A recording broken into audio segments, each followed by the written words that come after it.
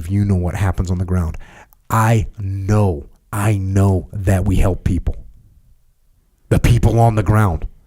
I know that we killed evil terrorists and insurgents that systematically tortured and raped and murdered the innocent local populace. I know that we did that. I know that we were able to protect children from these insurgents, from these terrorists. I know we were able to protect families. I know that those families wanted these insurgents out of their city and out of their country. And so while there were defense companies certainly making money, there was a simultaneous good that was taking place. And we took lives, but we also saved lives. And that's the truth. Enriching global corporations and enriching the military-industrial complex, that enrichment certainly influences behaviors, right? It influences someone that's making a weapon system to try and make their weapon system better, to try and make better body armor. There's someone right now, as we speak, that is trying to make better body armor. And part of the reason they're trying to make it is to protect the American soldier. But guess what? They got a mortgage to pay. And they want to make better body armor because they want to make more money. And if they can make better body armor, then the U.S. government goes, wow, that's lighter, it's stronger, it provides more protection, we're going to buy it. It's not that the person is just thinking about money, but the money, the two goals are aligned. There's a simultaneous drive that is moving behavior in the right direction. And oftentimes, like I just used that example, body armor, they're aligned. There's a company out there, Acme Body Armor. They want to make best body armor. They want to make it. Do they want to protect Americans? Yes, they do. Do they want to make money? Yes, they do. So I have no problem with that. If they're aligned, it works out perfectly. Here's the problem. The problem is if they're out of alignment. That's where it can become awful. And that's what we need to watch out for.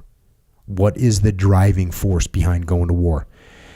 Are we going to war because it's the right thing to do? Are we going to war for benevolent reasons? Are we positive that it will have a positive impact that will offset the natural negative impacts of war? Because when you go into war, there's going to be negative impacts. People are going to die. People are going to get wounded. And is the positive impact going to offset that negative impact? Is it going to help stability in the world? Is there a strategic benefit for us as America? If we're going to war for those reasons, because there's going to be a strategic advantage, because it protects our national security, because it's going to be truly good for the people on the ground that need protection, that need help to get out from a tyrannical regime or an evil regime. And there are evil regimes. And if you don't think there's evil regimes, you're wrong. Because there's people in the world, there's regimes in the world that will systematically rape little kids. So if we're going to war for those reasons, okay,